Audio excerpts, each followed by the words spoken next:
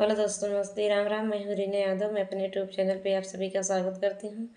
मैं आप सब बीच में एक बहुत प्यारा हवन पर के गीत लेके आया हूँ। मेरा गीत कैसे लगे कमेंट बॉक्स में जरूर बताना। अच्छा लगे तो लाइक सब्सक्राइब शेयर जरूर करना। दोस्तों, आप सब बहुत बहुत धन्यवाद।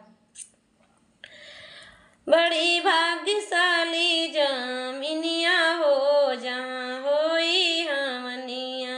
बड़ी भाग्यशाली जामिनिया हो जहाँ होई हमनिया। हवन सुन शंकर जी आए, हवन सुन शंकर जी आए। आए गले पार्वती रनिया हो जहाँ होई हमनिया। आए गले पार्वती रनिया हो जहाँ होई हमनिया।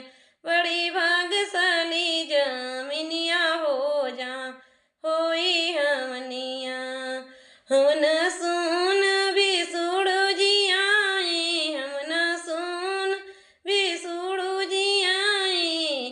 आए गले लक्ष्मी रानिया हो जहाँ होई हमनी।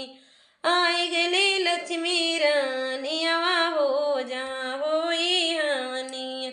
बड़ी भाग्यशाली जामिनिया हो जहाँ होई हमनिया।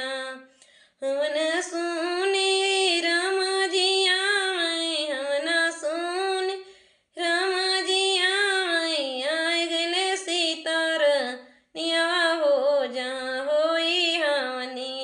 आए गले सीतारानिया हो जहाँ होई हमनी। बड़ी भाग्यशाली जामिनिया हो जहाँ होई हमनिया। हवन सुन कृष्ण जी आए, हवन सुन कृष्ण जी आए। आए गले राधा रानिया हो जहाँ होई हमनी। आए गले राधा रानिया हो जहाँ होई हमनी। बड़ी भाग्यशाली जामिनिया